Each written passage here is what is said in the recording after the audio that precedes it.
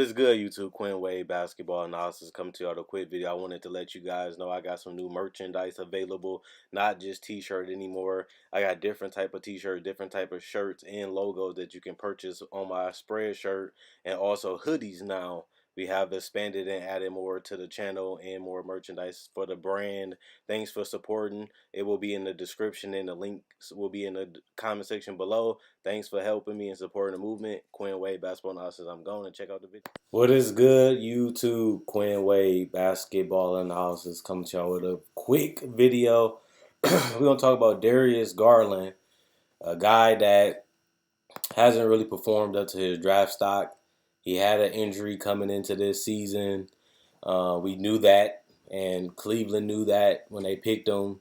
He was the 5th pick in the draft. He is only 19 years old. He won't turn 20 until next month, late next month. And the crazy part about it is a lot of people were skeptical. They really didn't know what to believe. Is Garland underrated? Is he overrated? Do we even know how to rate him? Because we can't really base him off college game because he didn't play. And then you can't base it off high school that much because he hasn't played since. So I think it was an interesting thing seeing Darius Garland because I really wanted to see how he was going to play, how he was going to be. So when I did the draft, I was just keeping it real. Like, I really don't know too much about this guy. I don't know if he sucks. I don't know if he's going to be great. But he had to have a whole lot of respect and a lot of people messing with him because at the end of the day, he's the 5th pick. And a lot of people had Garland going that high in that top 5. Some people had Darius Garland going even top 3 over Barrett. And if they didn't have him over Barrett, he was after Barrett at 4.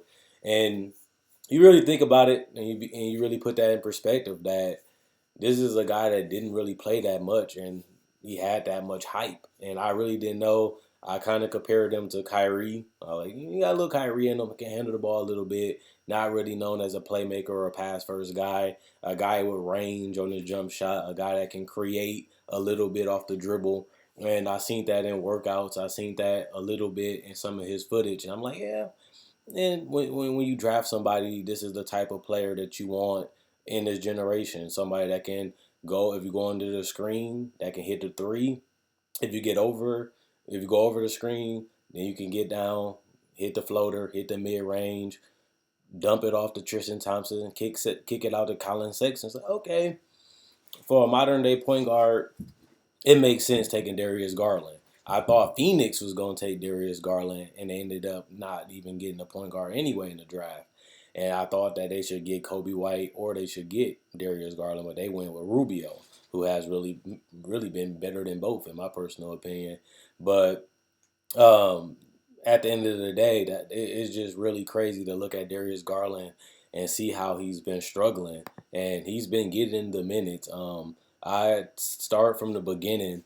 In October, he got 27 minutes and he got 10 shots a game, which is a lot on this team. That he just could never find a rhythm throughout the whole time in October. The highest field goal percentage he had was 41%.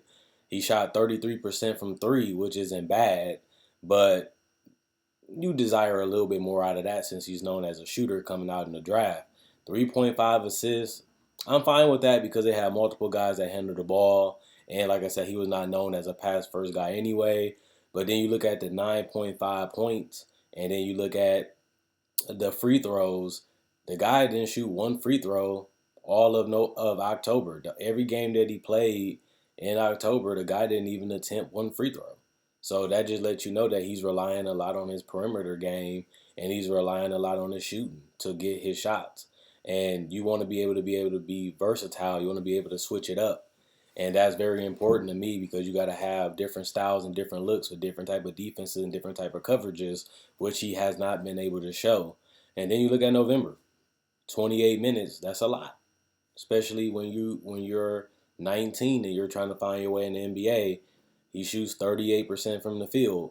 He shoots 39% from 3. He shoots 83% from the free throw. The problem still is 1.6 free throws per game. You can't do that. You look at his assists, 3 assists a game, that's fine. 11.3 points, that's an improvement from what he did in October. So November was a larger sample size for Darius Garland for us to see how he really is and what he can really do. Can't really judge him off a week and a half. So I thought about it. Yeah, I really want to see the guy play. I really want to see what he can do. Wasn't really that enthused by it. And as I watched in November and then I started seeing his game, I like Darius Garland. He's a tough shot taker. Um, he's a guy that's gonna shoot from 30, 28 feet, and he's comfortable doing that. And that's a shot that he relies on a lot. Is it the best shot? No, but to me, he misses the easy shots too. He misses those floaters. He misses those mid-range games. So I'm not gonna criticize him. Just I watched the game, so I'm just telling you how what I see. But I do see a sign where he can be better. The problem with Colin Sexton and Darius Garland is not just their size, it's their defense. You're not going to really get anywhere with a defense like that, where you can't switch anything and you have multiple weaknesses on your team, which teams can exploit. And that's why you've been seeing Cleveland get blew out time after time after time, is because they don't really have a great wing defender. Their best wing is Jetty Osman, who they're only paying $8 million. So can you rely on Jetty Osman? He's reliable to a certain extent, but he's not a legitimate starter to me. That's their best case scenario is him as a wing. You're not going to really get that far. And like I said, if you're going to play Darius Garland 28 minutes and he can't really hit a shot or create that many shots for his teammates, it's kind of difficult to play him. But they're in a situation where this is their pick, this is their guy.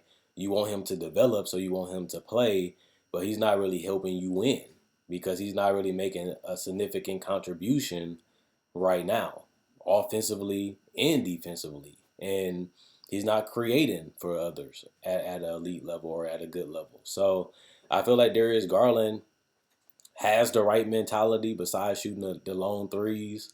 It's just about continuing to work on it, continue to have that repetition.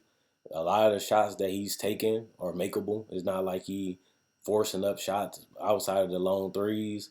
He's taking some quality shots. It's just his feel just isn't there and his touch isn't there. So a lot of these shots are in the rim, on top of the rim, in the front of the rim.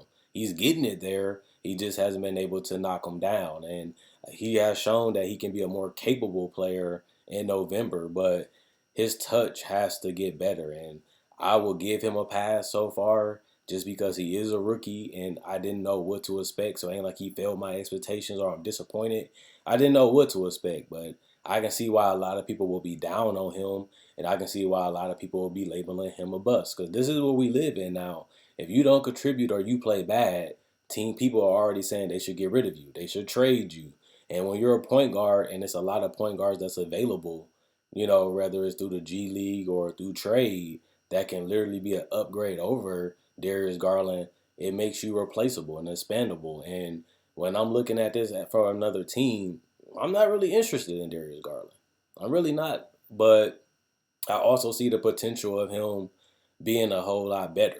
And all I can really say about that is it's just about having that mentality that you're far from where you want to be and you have to put the work in to get where you're trying to go. And I seen positive signs from him in November. And at the end of the day, it's just about watching the film and practicing those shots and the shots that you get and the shots that you want to take. You just have to continue to put the work in to get that feel and that touch back, and then those shots will start falling. So, in my personal opinion, I see a lot of positives potential wise. As to be honest, as a player right now, he hasn't been impressive. He hasn't even been good. It's like is just keeping it real. He hasn't been a good player. He's been a bad player this year, but the shot quality I think will come, and knocking them down will come. So that's what I would say right now. I'm not high on Garland. I'm not expecting that much out of him this season, but I'm not going to write him off. I'm not going to overblow it. I'm not going to make a big deal out of it. It just if you're going to rely a lot on jump shots and you're not going to be able to get to the paint and finish, you have to find a way to become a sniper. You really do, because he doesn't have that elite athleticism and that elite quickness. He doesn't have that strong frame, that muscular body. He doesn't even have a great enough body to be starting now. and you're going against men that's bigger, more athletic, and stronger than you. It's hard to get to the paint. It's hard to finish. And when you're not even getting to the paint a lot as is, it's hard to get those easy free throw buckets because you're not even getting those opportunities at all. And that could be a big impact on his game if he can get more free throws. But what I will say is his game does look like it can translate to the NBA. That's a positive, but he's so far from where he needs to be, and it kind of do look at it back like you kind of would want to trade down and draft him a little later if you can get something extra because he's not really NBA ready, and that's what I was thinking because so many people was hyping him up. It looked like Darius Garland gonna be this, he's gonna be this, he's that, he's this, he's that, and then you watch him play in preseason and you watch him play in the NBA. It's like he wasn't ready to make the transition to the NBA at this point. And even though they still trust and believe in him and they're still giving him the opportunity to play through it and to grow and have some growing pains, some good, the bad, and the ugly, I'm going to see it out with him. So I'm not giving up on him, not going to overreact. And like I said, I do see a lot of positives, a lot of the shots and a lot of things he's doing it can be done if he can just continue to put in the work. So if you see him go off in January or February, don't be surprised because a lot of the shots that he's taking are makeable.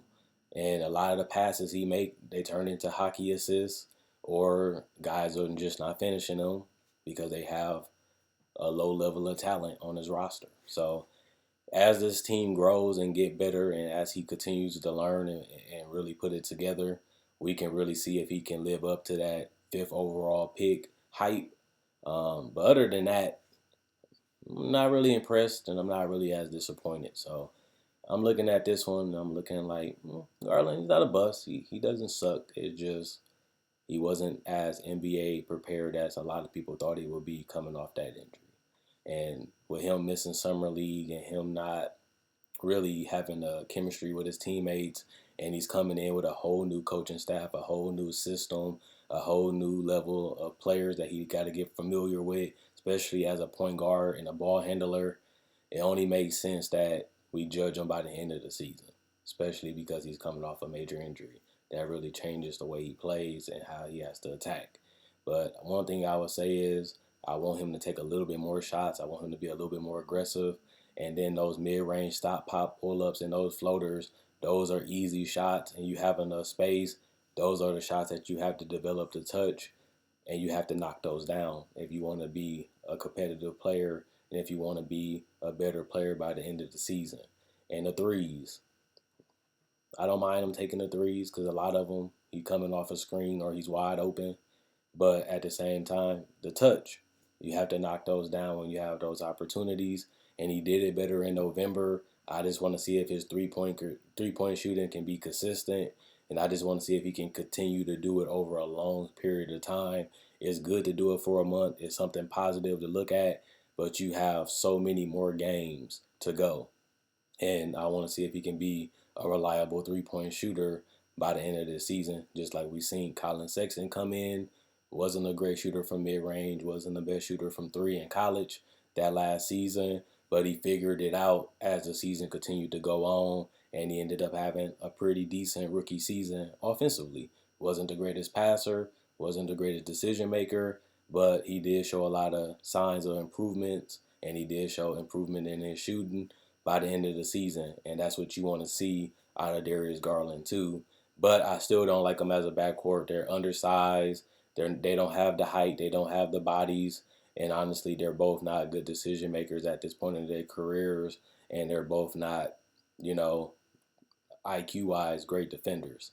And that's going to lose you a lot of games for the next couple years if you don't find a way to plug up that hole, which may never be plugged up if you start both of them. That's just the reality of it. But let me know what you guys think. Do you think Darius Garland was a little overrated? Do you think he should have failed in the draft like we've seen guys like Dennis Smith Jr. and stuff like that go? Or do you feel like he came off the injury? This is what you expect. A little rusty, a little off. Still got to figure it out. Still got to get the feel back for the game. And he still got to, grow up a little bit because he's in the NBA and this is a new experience. But that's just being fair. And like I said, that's what I always do in my videos. Keep it real, but keep it fair. And don't try to judge people right away. But At the same time, this is going to be an interesting person to keep an eye on. Cleveland fans, let me know what you guys think about Darius Garland. Let me know what you guys think about the duo of him and Sexton. And do you believe that they can lead y'all to the playoffs in the future? Or is you already done with Garland after the first 2 weeks in the month?